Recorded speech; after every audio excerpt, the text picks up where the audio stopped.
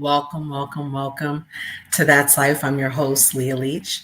Thank you so much for tuning into our Saturday show as we talk about the hot topics of the day. It's important that we talk about all things related to community and how it impacts us, okay? As you know, this is our community show that we do every single Saturday at 7 p.m. Eastern Standard Time. Please make sure that you like, follow, and subscribe to all of our social media. All that information is below on our ticker. You can also catch it right here. So you can follow us on all social media platforms, including TikTok, IG, YouTube, Facebook, and of course our website, that'slifebyleahleach.com. Follow us for updates and things that we're doing for both That's Life as well as Butterfly Moves. And speaking of Butterfly Moves, you can catch that every Saturday at 12 p.m. Eastern Standard Time as we talk about the hot topics happening within our own family. We just actually taped our series at 12 p.m. today. So you can check out that replay on our YouTube channel. And you can catch us every Saturday for the topics that we're talking about for Butterfly Moves at 12 p.m. Eastern Standard Time.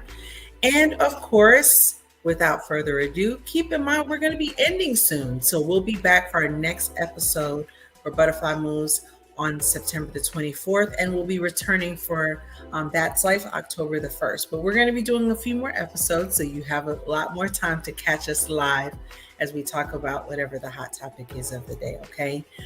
As you all know, we stopped giving out COVID numbers a while ago. And the reason being is because I know that we're back to some sense of normalcy, but it's important that we follow the guidelines of the CDC. We are having a new variant. We actually have some upticks that are happening as it relates to COVID-19. So please, please, please just follow the guidelines of the CDC, making sure that you're taking care of yourself.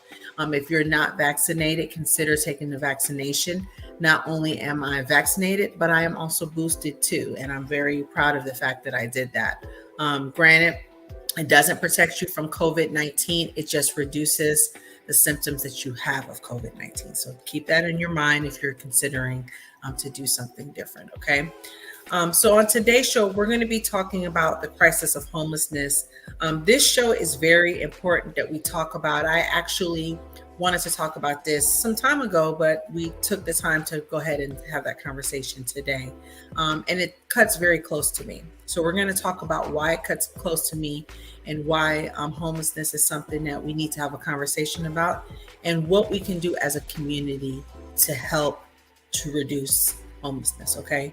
So when we get back, we're going to kick straight off into the show. We'll be right back.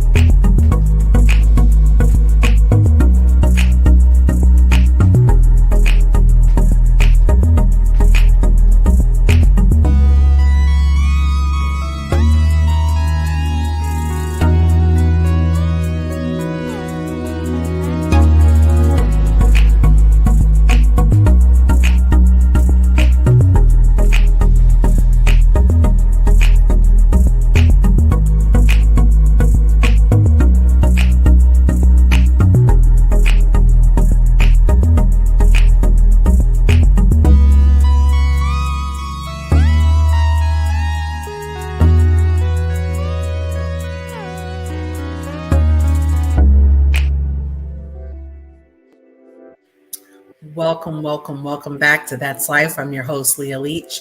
Thank you so much for tuning into our segment today, the Crisis of Homelessness. This is a topic that is serious and very necessary, and that we have a conversation about it. We've kind of avoided it for a long time, but we're now going to be talking about why we need to improve and do things for our homeless community, okay? So before we get started, I always have to bring definitions and terminology to you so that you can understand the point of context for homelessness. From Merriam-Webster's website, from the dictionary website, that is, homelessness by definition is having no home or permanent place of residence. According to the Oxford Encyclopedia of Social Work, homelessness is formally defined by the United States government as when a person lacks a regular, fixed, and adequate nighttime residence, and if they sleep in a shelter designated for temporary living accommodations or in places not designated for human habitation. And as you can see, these are, of course, pictures of what we consider homelessness, but it's important for reference that you remember that homelessness doesn't always look like someone on the street. Sometimes it literally looks like someone who does not have a permanent place to live, okay? From the worldpopulationreview.com, in the United States, there are over 500,000 experiencing homelessness.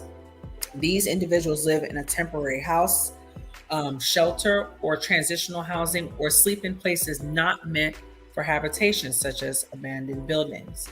The top 4 causes of homelessness in order are because of lack of affordable housing, unemployment, poverty, and or low wages.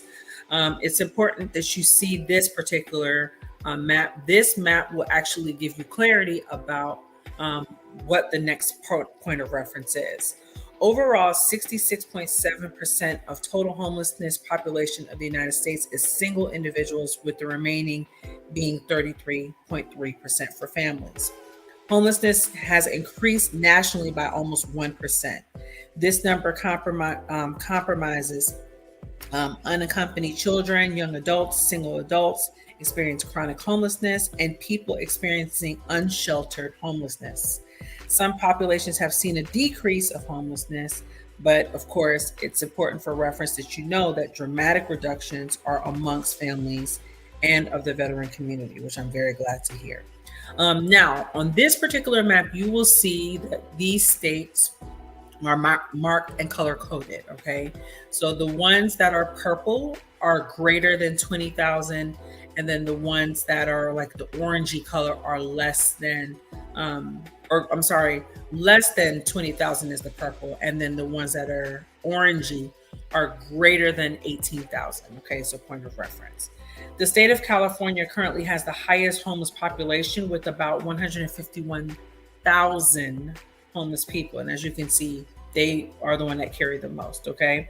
The top 10 states have the most homelessness, which is California, New York, Florida, Texas, Washington, Massachusetts, Oregon, Pennsylvania, Arizona, and Ohio, okay? So those are the places that have the most.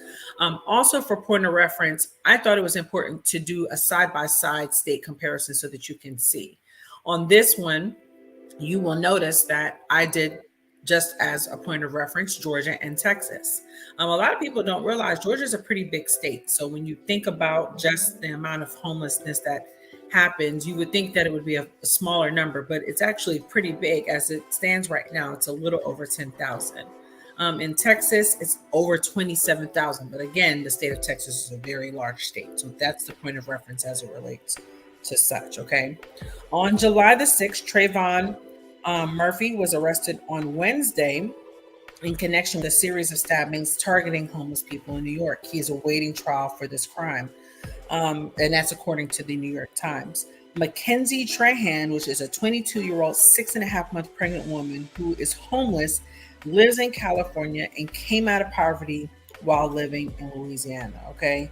Both of these stories have not been publicized, and it's important for point of reference to understand that neither one of these stories have been told as it relates to conversation.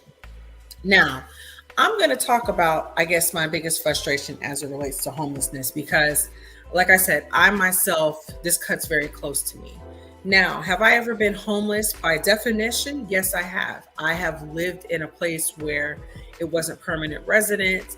I really didn't know where I was going to be. I was in between, kind of in a limbo state. But it's important to understand that the homelessness that I experienced was not compared to what other people are experiencing currently right now. But my frustration as it relates to homelessness is that the city ordinances that have been put into place. I remember back in the day being able to feed the homeless and just go out and be able to do that, right? Now they have all these city ordinances where you can't even go and make food and prepare it yourself. Like if you were your own entity, you cannot do it yourself. Because the reason is they believe that people shouldn't litter. And the reason why they stop a lot of the ordinances or put in ordinances for the city of Atlanta and for other cities is because they want to be able to control how the city looks, the image of the city. But the problem with that is you have all these people who have no place to go. And as things happen, especially now with what we got going on with the inflation costs, which we'll talk about in the next segment, how do you expect people to be able to live? Where are they supposed to go? I remember when I first moved to Atlanta, there was a huge shelter downtown Atlanta. And as a matter of fact, if a lot of you, if you're familiar with the Atlanta area, it was right there by the Hard Rock Cafe in downtown Atlanta. It was a huge church. It was a big, huge building that they used for people to come in. It was a soup kitchen. People could stay there for temporary housing. And they closed it down. And they expected people to be able to fend for themselves and work out whatever they had going on for themselves. And it just really frustrates me because it seems like we need to be doing more as it relates to homelessness and as it relates to human beings. I'll speak from the veteran standpoint. A lot of people don't realize more than half of the homeless population are veterans. They're people who fight for our country every single year or whatever that looks like. And we don't do enough to put in place for them to be able to have a place to stay. And I'm thankful for how all of those people that have companies and, I'm thankful for the celebrities that step in for the veterans and, help the veterans get transitional housing and help them with jobs and all the corporations and the nonprofit organizations that help to do that. But what about the regular, ordinary people? What about the single mothers? What about the Black community? What about the LGBTQIA community? Because those numbers are also numbers that are within the homeless community. What are we doing about the homelessness that we face every day? A lot of people don't know that homelessness is something that seems to have taken its toll, really has taken its toll. And we've kind of swept it under the rug because we're too busy worried about all these other things that, yes, require attention. Yes, we need to talk about the insurrection. Yes, we need to talk about, all the things that are happening as it relates to Black Lives Matter, as it relates to just all things, right? Asian hate, everything.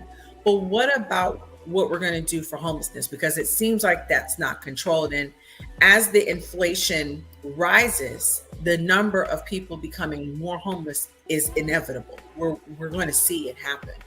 People can't afford their places to live. People can't afford food costs. And to be honest with you, even the food pantries are having a hard time keeping food in stock because of the number of people that are coming in to come get it. The homeless situation is getting out of control, and we have to figure out ways to get it to be more manageable. And not only just manageable, we as a community have to do more to make sure that we're showing compassion and empathy for people. I know that a lot of times when we see homeless people, it's easy for us to say, well, I'm going to give them my money, but I don't know what they're going to do with my money. But that's not up to you to decide that, okay? There's things that you can do if you don't feel comfortable with giving money to a homeless person. We're going to talk about that in segment 4. There's things that you can do to still be able to offer community help without necessarily giving $1 to a homeless person if you see them, okay? We're going to take a quick break. When we come right back, we're going to finish on the conversation of homelessness, the crisis of homelessness. We're going to talk about some points that you can do to help your community. And we're going to talk about why people have become homeless in the last decade, because the homelessness has increased by leaps and bounds in the last decade. So we're going to talk about all that when we come back. We'll be right back. I didn't realize that going to take my first mammogram would impact the rest of my life. I had my life planned out, and I felt prepared in all aspects. I thought I had it all figured out until May 10th, 2017. Never in a million years did I know that breast cancer would be the newest and latest chapter of my life. My life, although chaotic, was stable. In a matter of months, my life was turned inside out. This is a story of my life. It breaks down how I discovered cancer, my journey through the pain and obstacles of it, and how I'm currently dealing with the aftermath. I must move forward on this unpaved road called life. I hope that after reading my story, you'll be more inspired, you will be stronger, you will feel freer, and you are able to move forward in your own journey, whatever that may be. God bless you, and know that I'm in your corner. Welcome back to That's Life. I'm your host, Leah Leach. Thank you so much for tuning in to our episode today about the crisis of homelessness. This is a stat-filled show. It's important for context that you know that this is a stat-filled show. But I'm also going to talk about my personal opinions and stance as it relates to the crisis of homelessness, because it's important to talk about both, okay? I'm going to give you another point of reference, and this one comes from tradingeconomics.com. And you're going to see that we're going to talk about it from a few standpoints, including rent and food, because those two are the two things that are increasing every single moment of every single day, and it's important so that you can see it for point of context, okay? From tradingeconomics.com, the annual inflation rate in the United States accelerated to 9.1%, okay? And that was of last month in June, the highest number since November of 1981. Y'all heard that. It went up to 9.1. That's the highest since November of 1981, okay? The energy prices rose to 41.6%. That's more than what it was in April of 1980, okay? We're going to talk about gas, and we're going to also talk about that as well, and electricity as well too, because both of those have also increased since the 1980s, okay? So gasoline has increased up to 59.9%. That's the largest increase since March of 1980. And then, of course, electricity, their increase is at 13.7, the largest since April of 2006, okay? Just so you can understand a point of reference. What you're looking at right now is the inflation map. And of course, you can see based on the numbers from July of 2021, we were at 5.4% in terms of inflation. And literally, basically in 1 year, we're now at 9.1%, okay? And you can see the figures both on the chart as well as the chart that's to the next of it with the numbers and the dates over there. And it's important to talk about both of these things, okay? So how does that impact you? And a lot of people say, well, Leah, that doesn't impact me. Yes, it does. It impacts you in a big major way. And these are the ways that it impacts you, okay? So these are the things that have increased literally in price. And it's important to talk about the things that have increased in price. So the spike increase has impacted these things, okay? And I showed you a picture, but here's the picture as it goes, as it relates to all things, okay? Haircuts have increased by 6.2%. So if you went and got your hair cut and hair done, you probably notice that there's a price increase unless you go to a private owner. And even then, they probably have a spike increase as well too. Restaurant meals, if you're going out to eat every single day and or every single week, you've noticed that it's increased by 9%. Fish, which is something that, you know, obviously impacts the farmers and impacts the consumers as well as the grocery stores, have increased to 13.1%. Soup, believe it or not, if you're going to the grocery store and getting pre-made, pre-packed soups, those have also increased by 13.9%.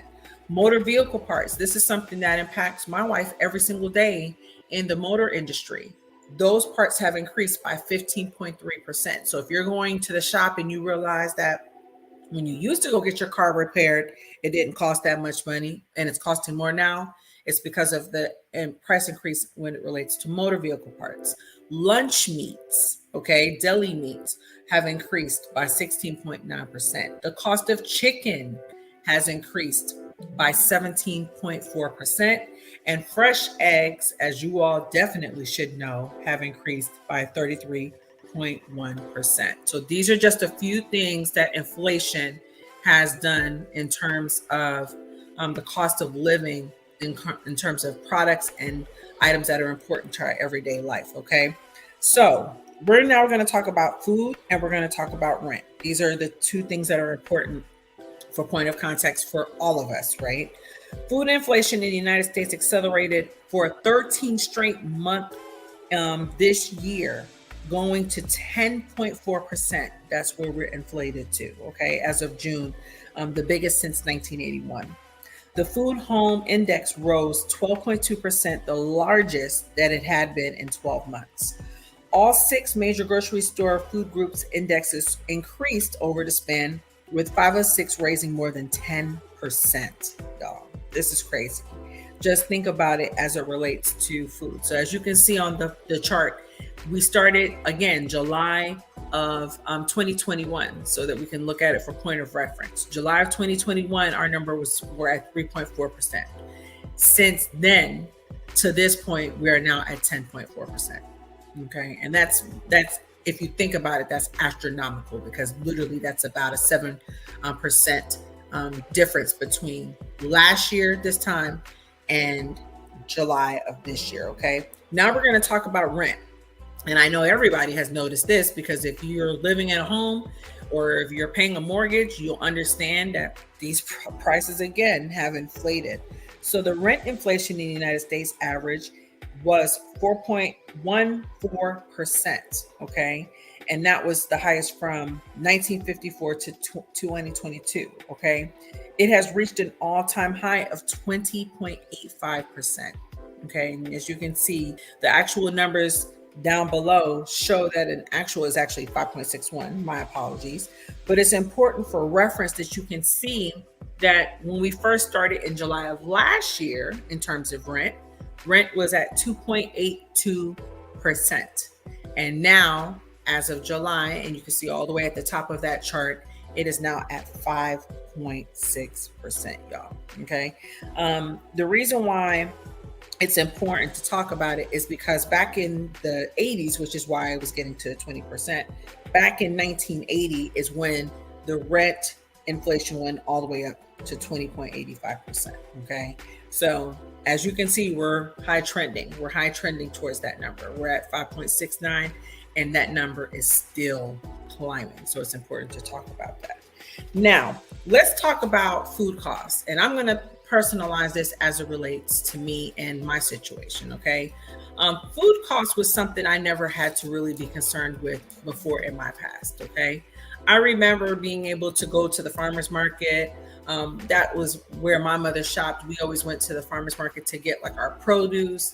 We went to a particular store to get our meats, and then we went to a store to get our staples. I used to laugh at my mother when she used to do that, but now I find myself doing that because the cost of food is so exorbitant. I remember going into a grocery store and being able to buy a cart full of food, right, for my family, and to be able to do that. And at one point, literally this year, it has been almost impossible to be able to go to the grocery store without being able to really break the bank and to bleed into other money and what that looks like, right? Even as it relates to rent. Thankfully, I lived with my mother for a while, and I also lived with another relative for a short while as well too. And so my rent cost was very low.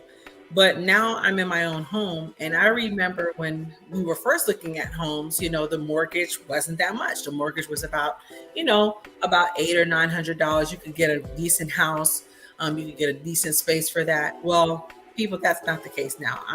I'll tell you, just to be, so that you can understand from point of reference, I pay about $1,800 a month in mortgage.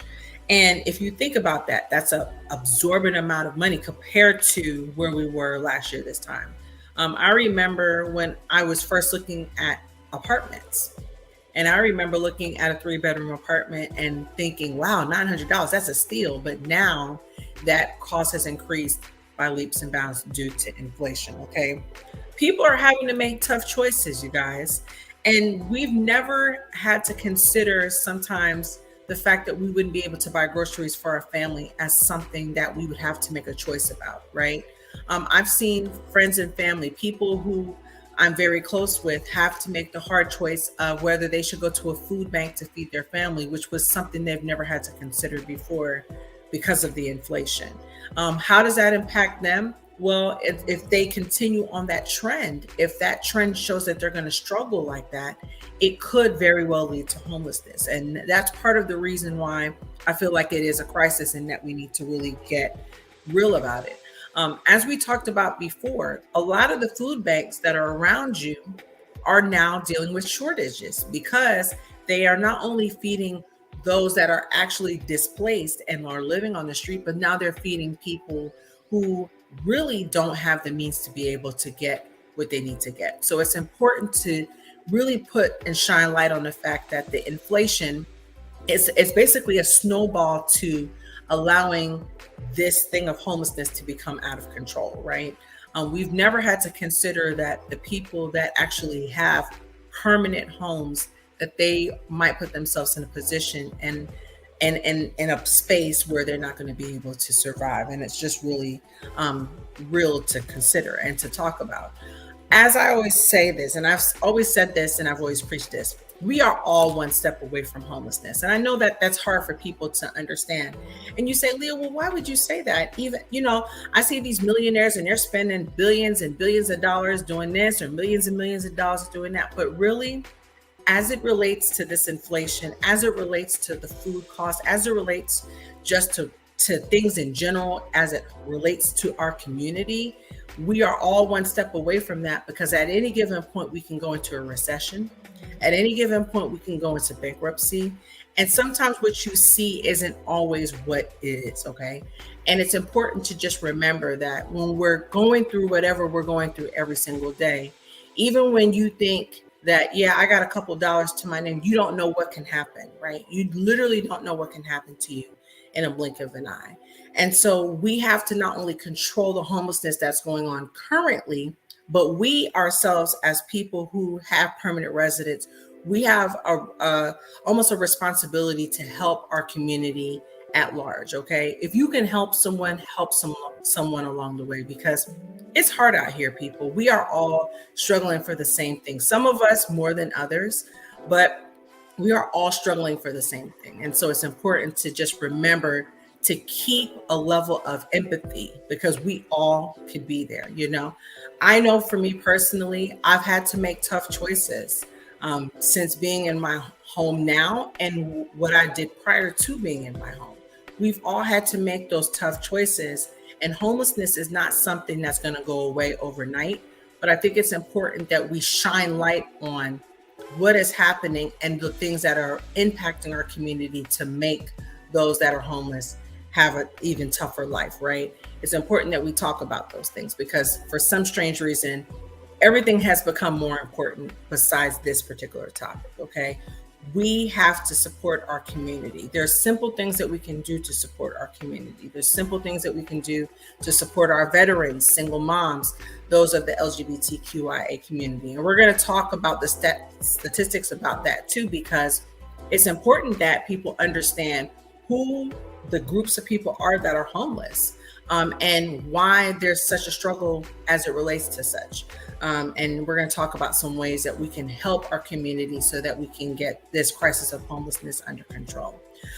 We are now at our halftime.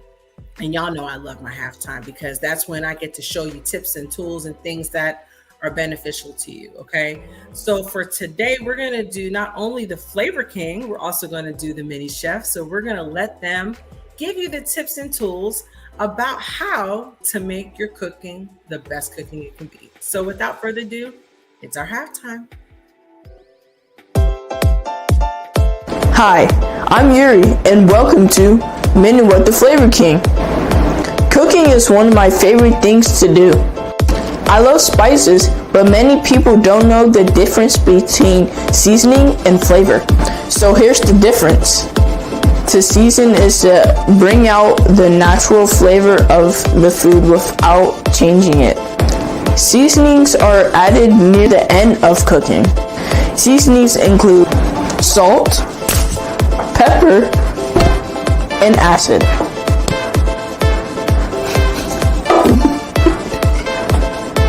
Flavoring changes the original flavor of the food. It can be used to create a unique flavor. Flavorings include chili powder, lemon pepper, garlic powder, and chives. So whether you season or flavor, have fun with cooking.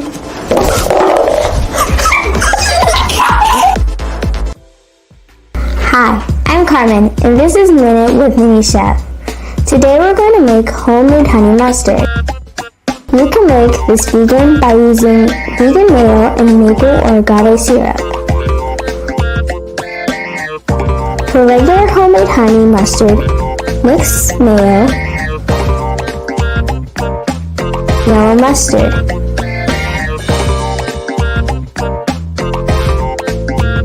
Dijon,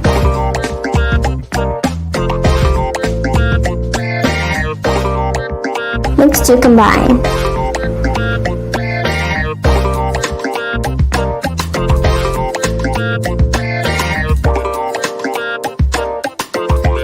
Then add your honey.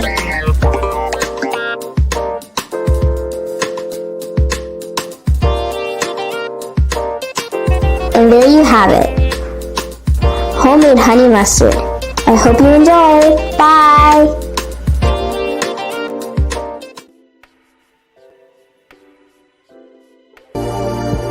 You ever just dream big, dream real big? I mean, I wonder what that would look like.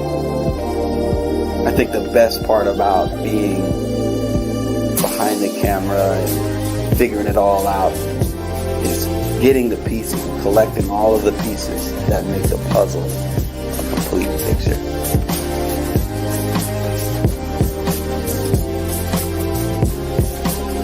How do you make it all come together?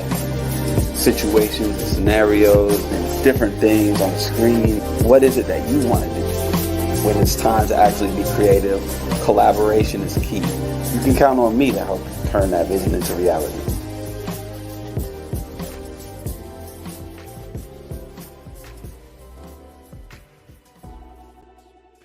Welcome back to That's Life. I'm your host, Leah Leach. Thank you so much for tuning into our segment about the crisis of homelessness. Shout out to the home team. Shout out to Mr. Yuri and Mrs. Carmen for such an amazing tidbit for you in terms of cooking. They always have great tips, so I'm really grateful for their insight as it relates to cooking, okay? Now, we're going to talk about some tips and ways that you, meaning you, me, we can reduce homelessness, okay? These were tips that I felt were very important and prevalent to talk about when it comes to our show. And as you know, there are things that you can do, although there are mandates and regulations and things that are put in place.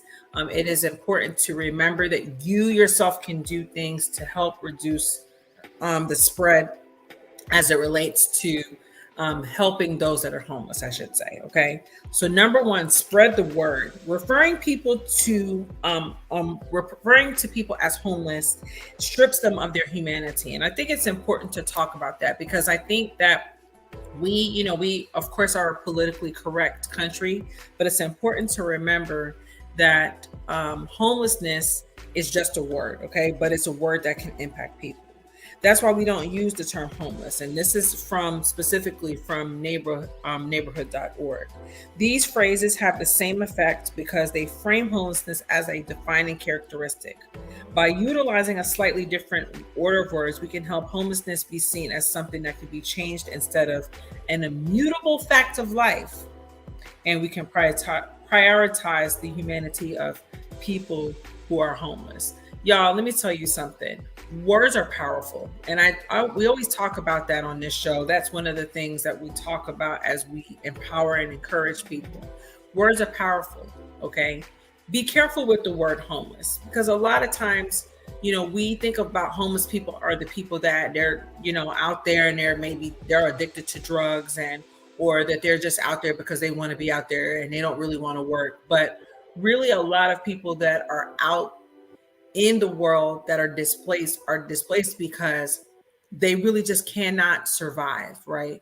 And as we talked about the inflation costs, we know that inflation is going to have an impact on how people live every single day. So just be careful with words and how you treat those that are out there that are just looking for assistance and looking for help, okay?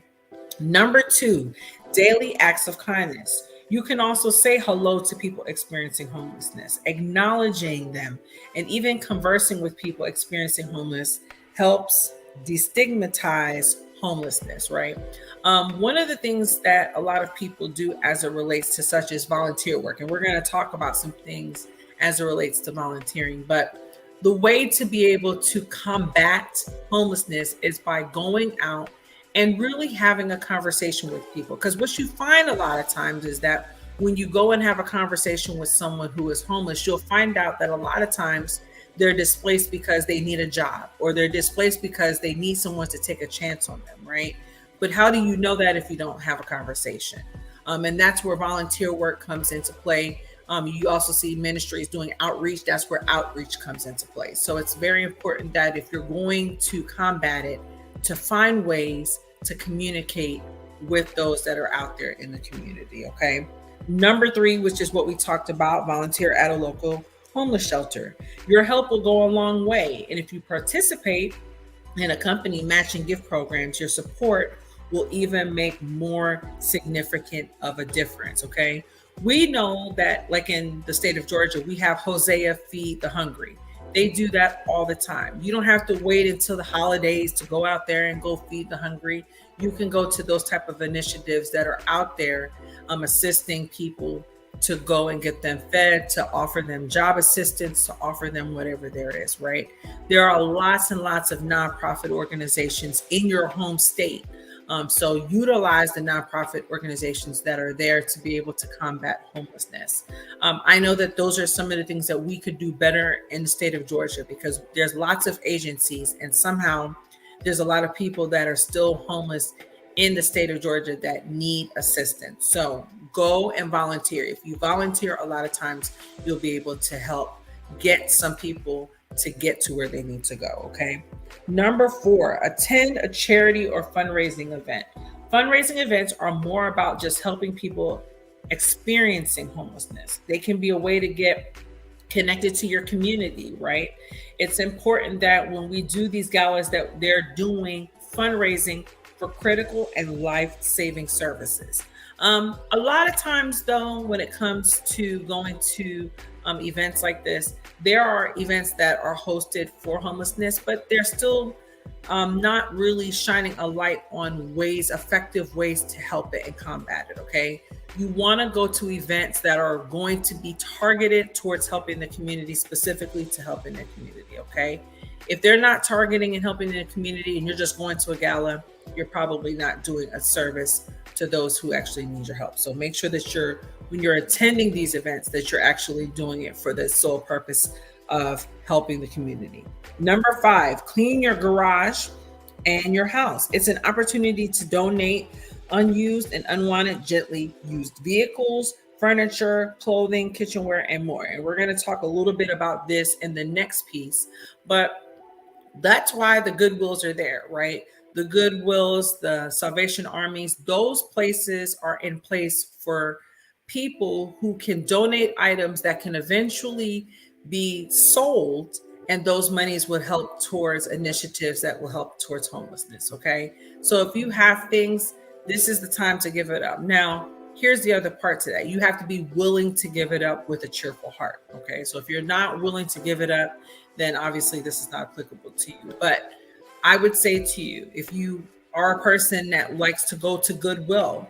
Every time you spend $1 at Goodwill, it helps towards job placement for people who are looking for it, who are displaced. So keep that in mind when you go to those stores. And we're going to talk a little bit about that on the back end as well too.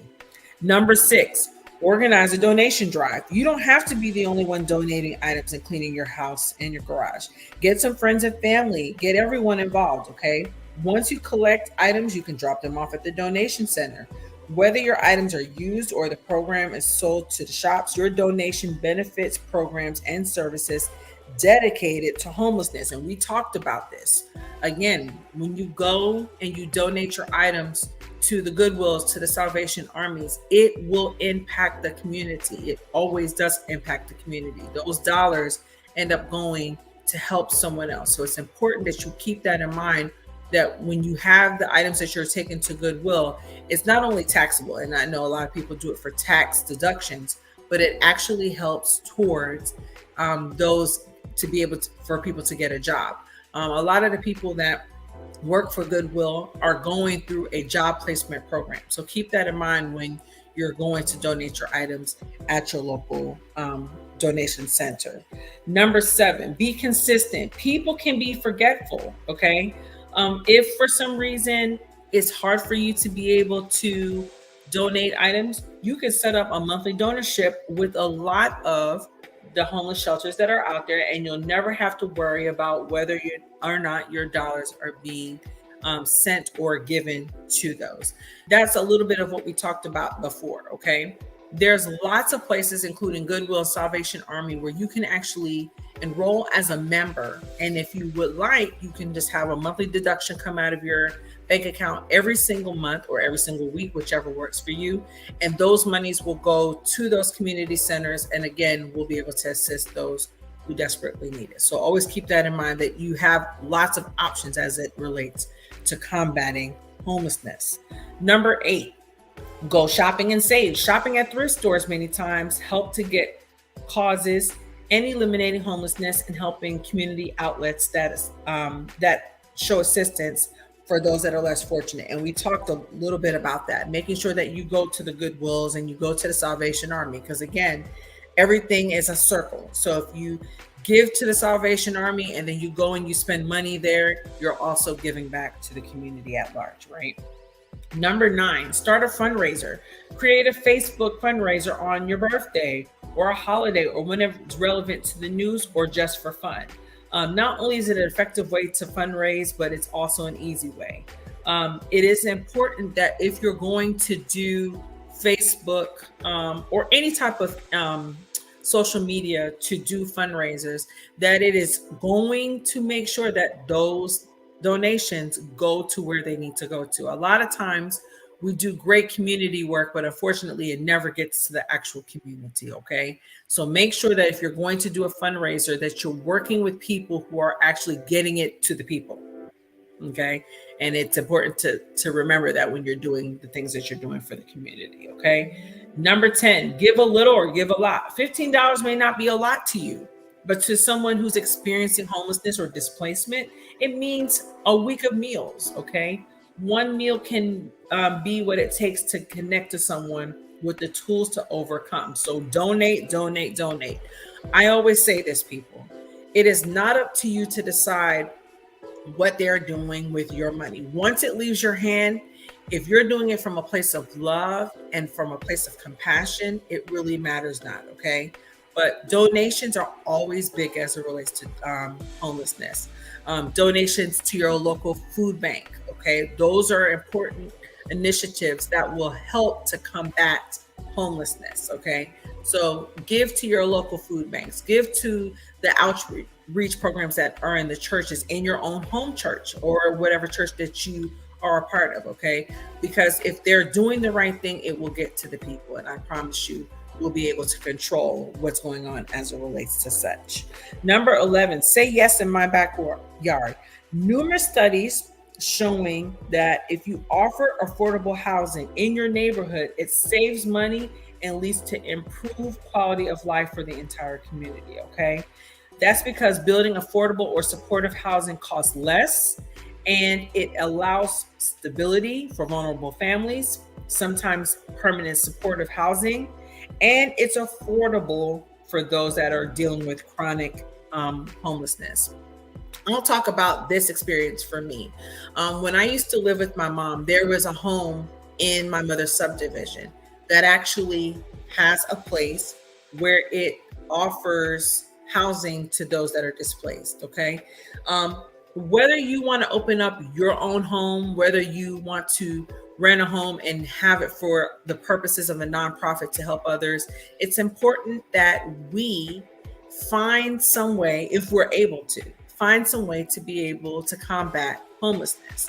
What that looks like is providing shelter. And a lot of times that's really the biggest key thing, is providing shelter, right? We as a community, people within our community could do a better job about finding and helping people to find permanent residence as it relates to homes, right? There are so many houses. I know that right now the housing market is kind of weird and we're dealing with inflation of rent, but there still could be some things that we can do in terms of, getting people to have a place to live, right? There's lots of abandoned buildings, especially in the Atlanta area. There's lots of abandoned buildings. And we could do a better job of combating that by, again, getting the spaces that we need to get so that we can build more shelters for those that are experiencing homelessness. Okay, so that's what that point is. Number 12, prioritize essential services. Essential services are things that are going to help the community, such as pediatric, dental, and medical care, behavioral health and psychiatric care, substance disorder treatments, transportation, childcare, and school support, things like such as tutoring. These services allow providers to tailor their care to the individual needs of those experiencing homelessness. Okay, these help overcome barriers that cause people to go into homelessness. Okay, childcare is one of the biggest things that prevent people from being able to not have stable homes, right? I will talk about this from my standpoint as well too. If you live in a state where you have a child that's in elementary school, they have this new thing that they call the dentist bus. I can't remember the specific names, but it's a bus that comes to the school, and it comes there for children that don't have insurance or whose parents are really struggling in terms of getting insurance. This bus comes out, they do cleanings on site. They sometimes will do some work like fillings and dealing with cavities. But the reason why they started this initiative is because they realized that there was a need for parents to be supported because they were not getting support as it relates to the children that they needed to be able to service for. So shout out to communities like that, or organizations like that, that realize that we need to be able to do something for our children because our children are needing services that they're just not getting.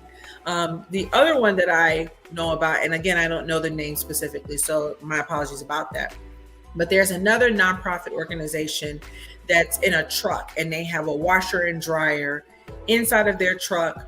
They actually have the ability where you can be able to wash your hair, and you can get toiletries and things like that. Those are things and ways that we can combat homelessness, right? If we make provisions for people, such as the dentist bus, and we make provisions such as the bus that, or the truck that has the washer and dryer, we can combat homelessness. But it's about being creative and finding ways that we can help our community at large, okay? We all can do something. So we have to figure out what that something is to be able to combat homelessness. Number 13, support education at-risk children, okay? So this is one that's important. Stress, hunger, interrupted sleep, and unsafe conditions while living on the street interfere with children's opportunities for success. Without a safe place to learn and play, children are barred from crucial aspects of physical, intellectual, and social development. It's important for reference that children experiencing homelessness are 4 times likely to get sick than other children. They're 3 times more likely to face emotional and behavioral problems, okay? Homelessness score lower, they score lower on measures of reading, math, and cognitive ability, okay? It's important that we set up school and therapeutic childcare so that they can help to reverse the effects of homelessness. Y'all, this is something that's very important to me. Okay. As you all know, I work for the school system. I actually work in the cafeteria. And I know people say cafeteria lady, but really it's so much greater than actually being a cafeteria lady.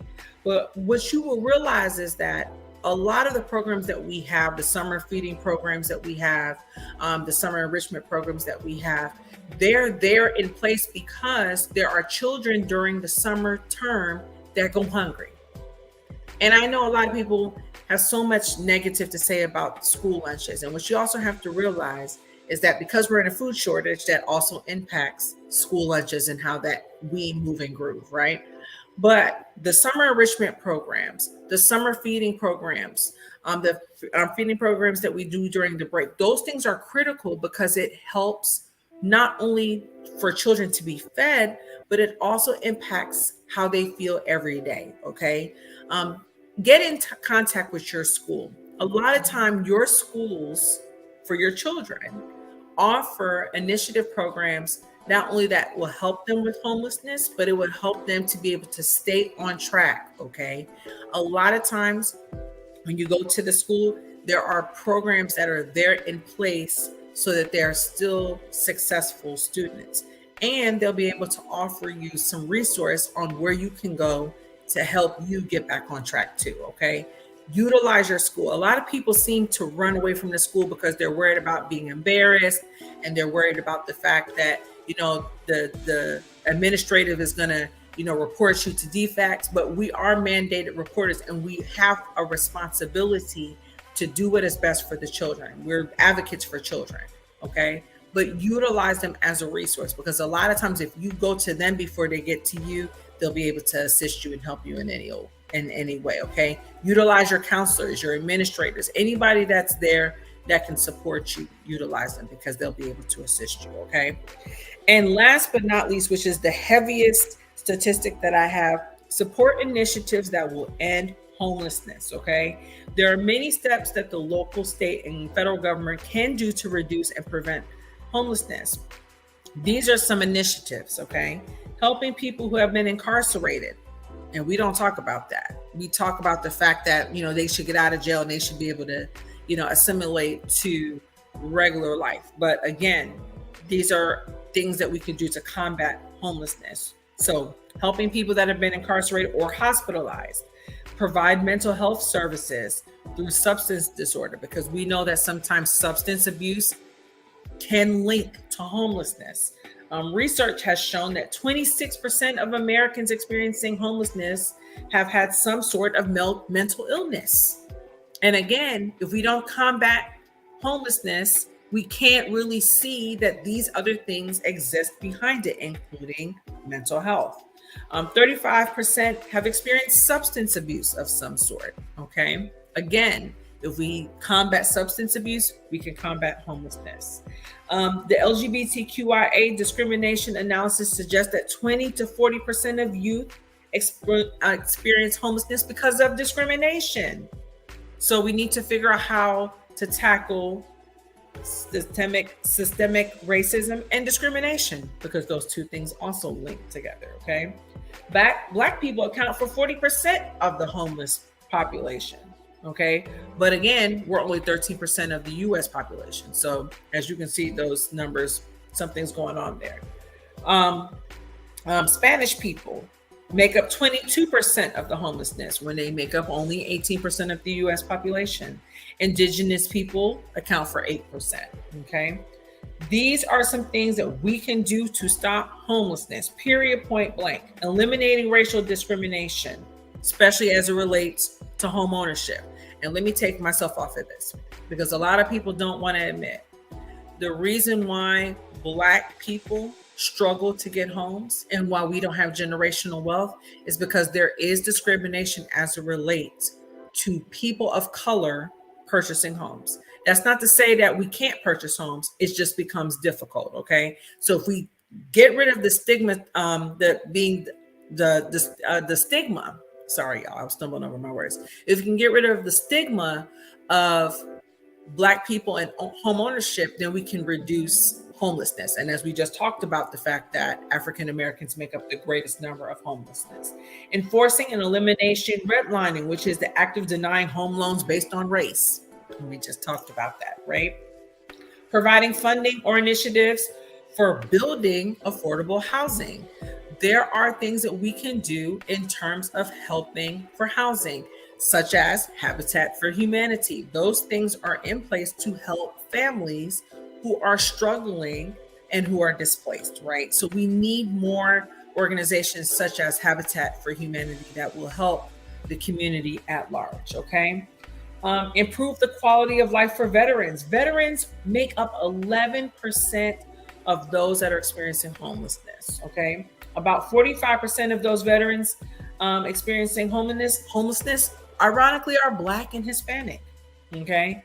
And then the rest of them are about 10.4 and 3.4%. Y'all, it's important, just for a point of context, that we do not forget that these are things that we can do. These are easy things that we can do. We can go help those that are out there. We can, if we want to feed them, we can go to organizations such as Hosea Feed the Hungry and feed them.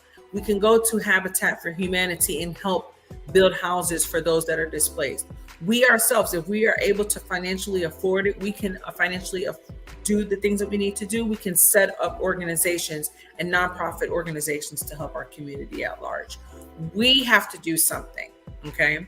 And I know that I'm putting a lot of pressure on us, the people, but it's very important that we don't get lost thinking about ourselves, going internally, and we don't think about the mass in the group, right? We have a lot of people that are out there suffering. We have a lot of people that need just someone to hold out their hand and say, you know what? I know someone who's hiring right now. Let's get you over to them. Or, hey, I know where we can get you some fresh, clean clothes. Let's take you over there. But somehow along the way in this crisis of homelessness, we've lost compassion and empathy for people. We're so stuck on ourselves and what we need and what we want, right? I know that inflation is real, people. We know that we've seen the gas prices, the food cost, and we've seen rent costs go up astronomically so much in the last 2 years, right? But we still can be able to support our community by helping those who are less fortunate than us. We all know someone, we've all seen someone that is less fortunate than us. Because remember, like I said, we are all one step away from poverty. We are all one step away from being displaced. We don't know what can happen tomorrow. We literally don't. And so we have a responsibility to help those who are less fortunate than us, okay? As I said before, this one cuts close to me. And the reason why I said it cuts close to me is that I remember a time where it was difficult to feed my children. I was making $7.25. I was working at a school system making $7.25 an hour. And granted, at the time, my rent wasn't that high, nearly as high as it is right now, but it was high enough. And it was difficult to be able to manage and make ends meet.